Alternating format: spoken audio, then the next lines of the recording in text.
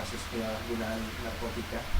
Mungkin yang kita mau tanyakan, apakah memang tahun ini adalah tahun yang kelam buat Amarzoni atau seperti apa sih? Amarzoni, ya. Jadi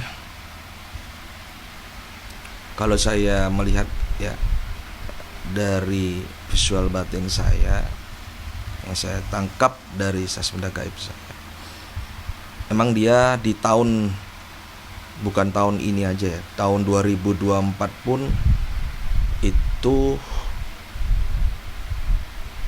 masa yang sangat terpuruk bagi dia. Tidak ada kecerahan dalam karir dia di tahun 2024. Tapi memungkinkan nanti selepas tahun 2004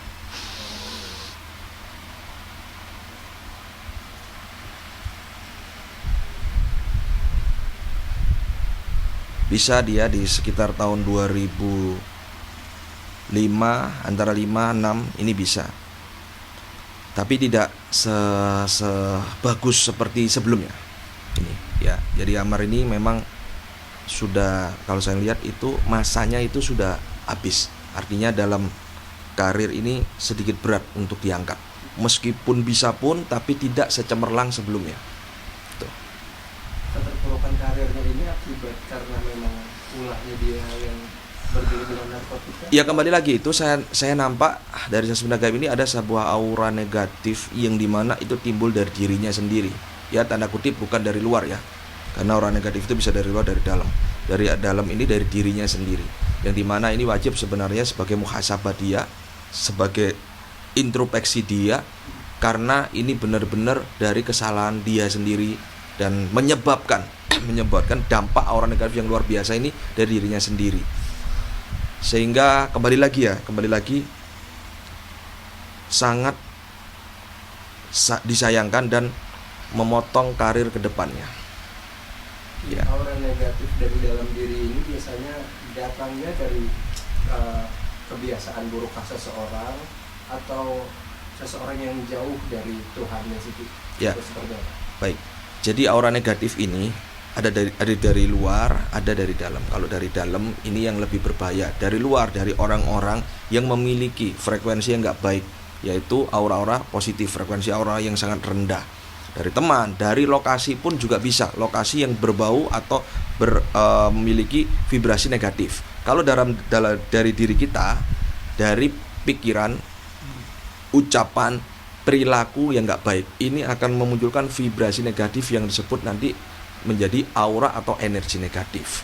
Nah, perilaku-perilaku yang nggak baik termasuk dalam kemaksiatan. Ini memunculkan semuanya, artis siapapun jika memiliki aura negatif wajib dibersihkan. Ya, wajib dirubah. Nah, ini termasuk ujian dari saudara kita ya, Bang Amar.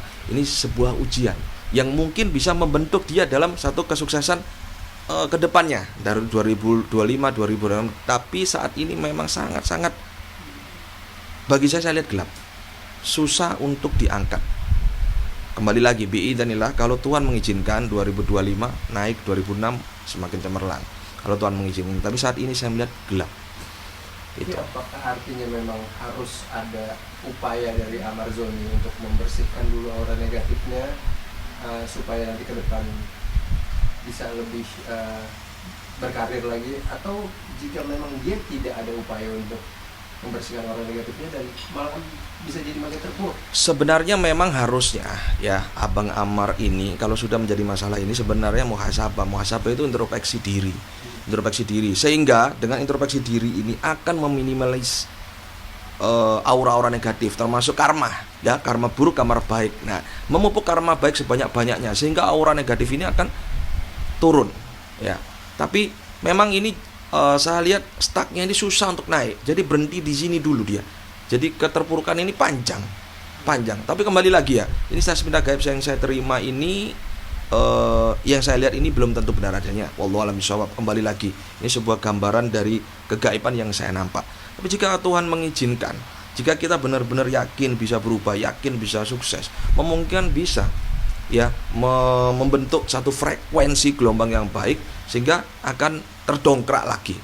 Tapi ini agak memang berat, ya agak berat. Apalagi beliau, ya saudara kita ini sudah 2 kali. Nah, tapi saya berdoa biasanya setelah 2 kali ini benar-benar bisa berubah. Jangan sampai ketiga kali, karena kalau ketiga kali jadinya azab nanti. Gitu. Untuk permasalahan rumah tangganya sendiri, ya, seperti kita tahu, semua masyarakat tahu bahwa sekarang Amar juga sedang menjalani proses Rehabilitas. persidangan. Persidangan. Persidangan perceraiannya dengan istrinya, di mana dia digugat cerai oleh istrinya. Siap. Dari mungkin penglihatan penerawangan Ki Sambung sendiri, adakah kesempatan untuk mereka berdua untuk rujuk lagi dan membina rumah tangga lebih baik lagi, atau sudah tidak ada harapan? Oke, kalau dari sasmita gaib saya yang saya lihat, sebenarnya kalau ini berarti disebut dengan jodoh ya, aura jodoh, aura pengasihannya. Dari sisi aura pengasihan itu 50-50. Bisa melihat, jadi bisa terselamatkan, bisa enggak, ya bisa terselamatkan, bisa enggak. Terselamatkan ini saya lihat dari aura yang sedikit terang, ya aura positifnya itu dari anak-anak. Jadi sang istri mungkin bisa berpikir 2 kali karena anak, ya bisa karena apa? Karena aura negatif yang ada di dalam diri Bang Amar. Ini yang menyebabkan. Karena apa? Sang istri ini sebenarnya masih cinta, masih sayang. Tapi karena ada aura negatif ini yang membuat, mohon maaf, tanda kutip, agak jengkel, agak males. Ini karena tertutupnya aura negatif dari sisi aura pengasihannya. Jadi susah. Nah, mungkin bisa. Nah, mudah-mudahan kalau memang Bang Amar mau membersihkan, mau benar-benar bermuhasabah, menghilangkan aura negatif dari dirinya, sehingga aura pengasihannya terbuka, bisa dengan mudah rujuk. Nah, ini 50-50 saya lihat. Artinya itu memang aura negatif ini bisa memberantakan lini kehidupan apa aja ya, baik rumah tangga, karir, dan lain-lain. Pasti manusia itu tidak luput dari namanya aura. Aura itu adalah energi yang meliputi di luar dari tubuh kita, berwarna putih bening bercahaya. Ya, bukan berwarna-warna seperti yang selama ini diinformasikan. Statement saya kurang tepat kalau seperti itu. Tapi aura ini ada hanya dua. Aura negatif, positif. Aura negatif, positif. Kalau selama kita selalu berjalan di pikiran, ucapan, perilaku positif, termasuk ibadah dan sebagainya, meminimalis intensitas dari energi atau aura negatif. Karena aura negatif itu gak akan bisa hilang dari diri kita. Kita ini seperti baterai, positif dan negatif itu ada, hidup. Tapi kalau salah satu gak ada, mati. Nah, jadi memang harus ditingkatkan intensitas dari aura positifnya jika hidupnya ingin lebih baik. Tuh. Jadi bahaya, aura negatif itu sangat-sangat bahaya. Manusia yang bermasalah pasti beraura negatif 90%, 10%-nya positif. Ini kan dari yang sebelumnya penangkapan kedua, Amar menjalani 7 bulan rehabilitasi. Sekarang yang ketiga, mungkin nanti bisa melihatnya sih, Amar akan menjalani lebih lama lagi hukumannya atau seperti apa? Poin dari kalau masalah hukuman ini ya, saya lihat ini sama juga penunjang karir ya. Semakin lama dia di dalam masalah ini, maka semakin lama tertutup, ya kan. Tapi kalau dia cepat lebih baik ya. Tapi ini kalau saya ngelihat ini karena memang ini keadaan dia di tahun ini 2024 ini memang jatuh. Ini saya melihat lebih lama dari sebelumnya. Ya, tapi bagus buat beliau, saudara kita ini. Kenapa saya bilang bagus? Karena di sini dia akan belajar banyak. Arti kesalahannya, arti kehidupan yang dijalaninya selama ini. Nah, maka ketika dia jalan 2024, jalani keterpurukan, menikmati prosesnya, 2025 kalau memang benar-benar bisa bermuhasabah dan benar-benar meminta pada Tuhan untuk membersihkan semua orang negatifnya, 2025 ini mulai naik. Bukan naik, mulai, karena fasenya lama dia. Artinya ambruk banget ya, ambruk. Harus mulai dari nol lagi ya.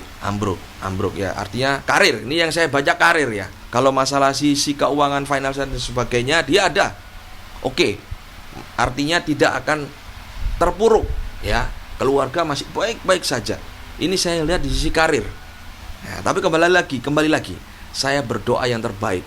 Bagaimanapun terawangan dan sebagainya dari sisi sasmina gaib yang saya terima ini, kembali lagi atas kuasa dan kehendaknya Tuhan. Kita berpikir positif, berpikir baik, maka jadi baik.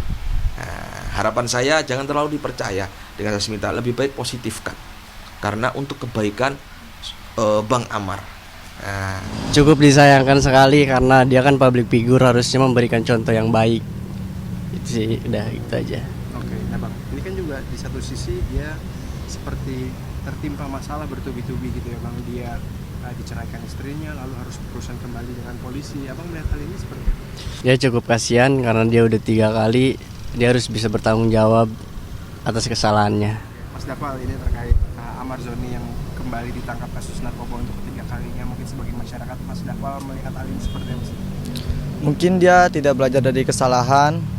Walaupun kemarin dia udah tertangkap, terus masuk lagi 2 bulan yang inilah lalu. Mungkin dia kayak kurang belajar dari kesalahan yang lalu, walaupun dia udah